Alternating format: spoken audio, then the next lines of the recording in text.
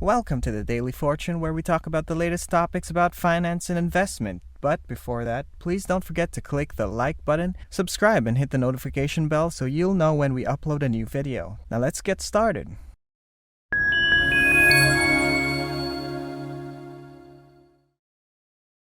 Ark Invest has lost more than half of its value since its peak in 2021, prompting many investors to sell the fund. Ark's flagship ETF, ARKK, has dropped from a peak of nearly $27 billion to a current value of $12 billion. The situation has shifted, and investors are afraid to touch any of Ark's ETFs now that the prices have dropped, and many are even shorting them. This is surprising because lower pricing is typically associated with larger expected future returns. Cathie, CEO of Ark Invest, feels that we're at a pricing point that presents one of the most significant opportunities in the history of the stock market. Many investors compared Ark Invest to internet stocks in the dot-com bubble, but Cathie believes that doubters are totally off the mark. Our present situation is similar to the dot-com bubble, with the roles reversed. During the dot-com bubble, internet equities rose dramatically, while value stocks crashed.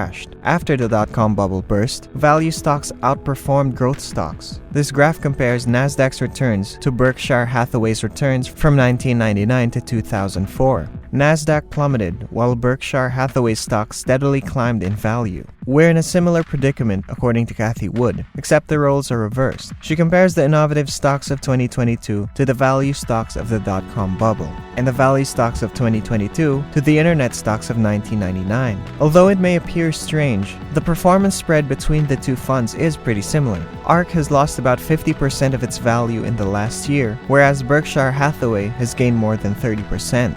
I think I mentioned on the last In the Know that the ratio of new lows to new highs was as high as it's been since 1999. And in 1999, it was the value stocks that were hitting new lows as everyone was racing into the internet.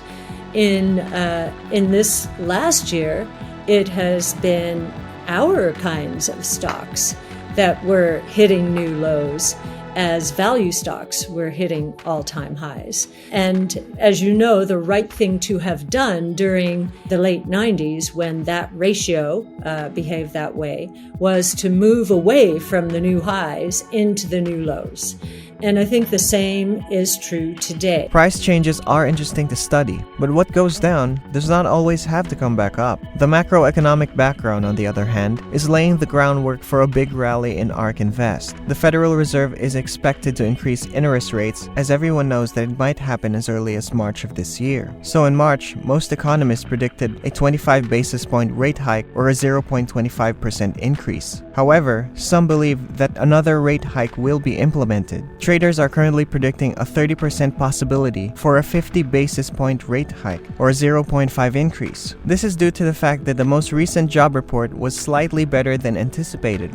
In January 2022, economists predicted 150,000 new jobs, but the US added 467,000 instead. This is a significant difference, indicating that the economy is now strong. The unemployment rate, which has been maintained at around 4%, has also been low. Jerome Powell, Fed chair, recently stated that he believes there is a lot of room to raise rates while the economy continues to be strong. All economists and institutions are now trying to outdo each other by anticipating the ever-increasing interest rate hikes. According to the Bank of America, 7 rate hikes are expected this 2022. A rate hike usually amounts to 25 basis points or 0.25%. So a rate hike of 725 basis points would result in a 1.75% increase, which is a fairly brave move by banks and economists. The Fed's comment is that it is behind the curve on rising rates. According to Bank of America, it's a sign of potential pain to come. This is occurring at a time when money growth is beginning to decline. On a monthly basis, M2 money, which includes cash, checking deposits, and easily convertible money, has begun to decelerate. The upcoming rate hike in March, as well as the risk of future rate hikes, are beginning to be priced into Ark's valuations. Growth stocks will be in a great position to rally if and when inflation cools down in reaction to these types of rate hikes. Now here's the question. How many rate hikes will be required to keep inflation under control? Cathie believes that the threat of interest rate hikes is overstated, and as a result, only a few rate hikes will be required to curb inflation. There are also other economic factors that might affect Fed's decision. Following today's employment report, many people are starting to believe that 50 basis points are the magic figure, that the Fed will basically send a message that it means business and that it will keep inflation at bay. That's something they could do. However, if they do, Cathie believes the stars are aligning in such a way that they will quickly realize they don't need to do much more. The political year, which includes the midterm elections, is another break for them. The Fed prefers not to intervene in midterm elections because it does not want to be blamed for any political dynamic, according to Cathie Wood. Many people, after today's employment report, are beginning to think that 50 basis points is the number, that the Fed will basically telegraph that it means business and that it's going to head inflation off at the pass. They may do that. And if they do, however, we think the stars are aligning in such a way that they will get the message very quickly that they don't need to do much more. Another break on them is political year, the midterm elections. The Fed does not like to get in the middle of midterm elections, doesn't want to be accused of any political dynamic. So they might want to do the 50 basis points just to say, okay, we're done for a while. Now, what's interesting about the market's reaction to this possibility is that strategists out in our world are now trying to leapfrog each other, saying, okay, I think it's at least 3 more tightenings after that, or 4. I've even heard altogether 7. So the reaction you've seen in the equity market recently is fear, I think, that the Fed is going to go too far, too fast, because as I will go through in a minute, the economy is quite weak. And I think the Fed could overdo it quite quickly.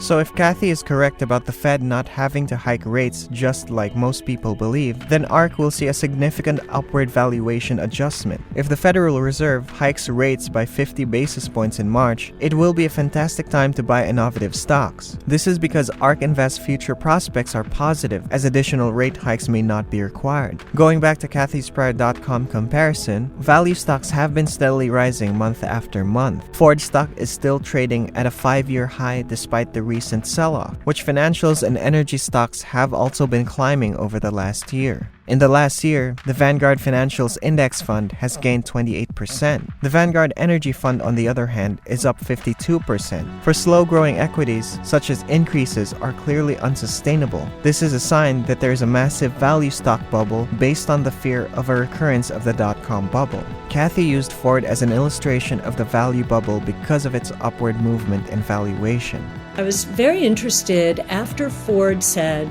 that the demand for its F-150 Lightning EV was so much stronger than it expected, its stock exploded.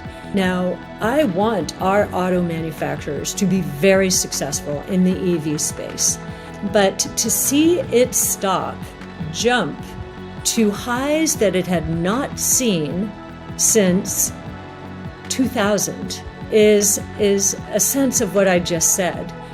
What that move said to me is, oh my goodness, investors don't understand that 97 to 98% of its sales base is gas-powered cars, and we believe that the shift toward electric is accelerating here, oil prices being one reason, but also lower prices being another as battery costs come down.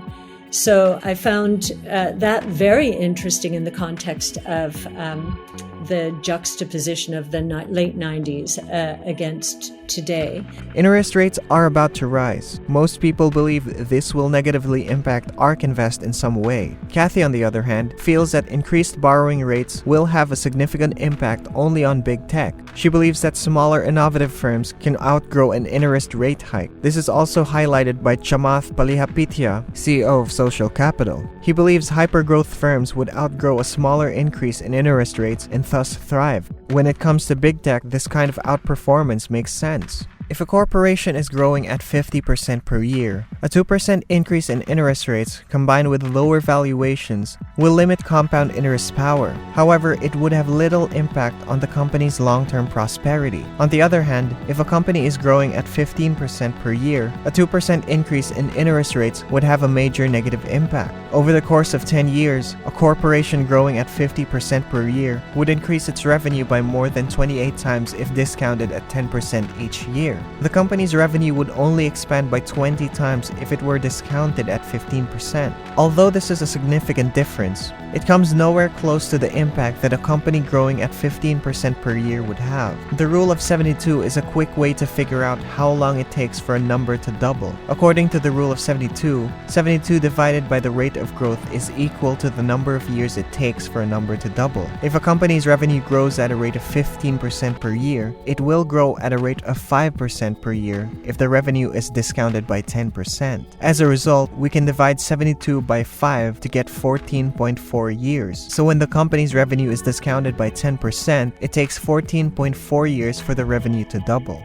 Now, I have spoken to some really good value investors, who've been doing this all their lives, and asked them, if interest rates were to move into the 2 to 3% range, let's say as measured by the long-term treasury yield, which parts of the market, given where we are now, would be hit? And the answer that I found most interesting, and that I think we've just seen in Facebook, is it would be the more mature growth companies that are facing some competition, and not the super growth companies that are just entering into their exponential growth trajectories. So again, another argument for new growth. Think Amazon early 2000s. If you had put into a dividend discount model Amazon's revenue growth rate for the next 25 years at 20 to 30%, say 25%, which is what happened. Nobody believed it was possible. Then, given the way that the cash flow dynamics would have been projected, you would have bought that stock all day long as a value investor. And of course, the returns would have been phenomenal. We are in that same place with truly emerging growth right now. And the private markets know it, because private market valuations have only gone up over the last year. A paper gathering the data on this right now, but in the last year, as true disruptive innovation strategies depreciated 50% or more, private market, which is which focuses on disruptive innovation, private market valuations seems to have doubled. There's really something wrong with that picture. And I think the private markets have it more right. There's more innovation taking place today than there ever has been in history. Many retail investors bought Ark in 2021 and are now reselling it, which is exactly the opposite of what they should do. The example I'm about to give you fully illustrates how absurd these emotional swings are. Assume that a $1,000 limited edition iPhone will be available in 2021. Let's imagine the price of that phone in 2022 is only $500. The obvious course of action would be to buy the iPhone now that it's $500 rather than when it was $1,000. But that's not what investors are doing. The iPhone was purchased for $1,000 by the vast majority of retail investors who are now selling it for $500. With companies in Ark's holdings, not much has changed fundamentally. With downturns, there's also another fascinating concept to grasp. The iPhone's price has dropped by 50%, but if it were to return to $1,000, it would climb by 100%. The positive returns on the way up outweigh the negative returns on the way down. Short-term movements were described as an intuitive emotional encounter by Benjamin Graham, author of The Intelligent Investor and Warren Buffett's mentor. When the market, which he dubbed Mr. Market, becomes too optimistic, investors should look to exit their positions, according to Graham. When investors are pessimistic, this is the time to invest in some equities. Of course, that is not a simple formula. More research, analysis, and evaluations are required to do that. But it is an idea that all investors should consider, regardless of their expertise or knowledge. It's possible that Cathie is mistaken, but if she is right, ARK investors will be making a pile of money very soon. Do you believe in that? Will Ark Invest make a significant recovery in the coming year? Maybe share your thoughts in the comment section below. And thank you again for watching. So that's it for today. I hope you learned something from today's video. And to get updated with the next videos, don't forget to hit the notification bell. See you next time.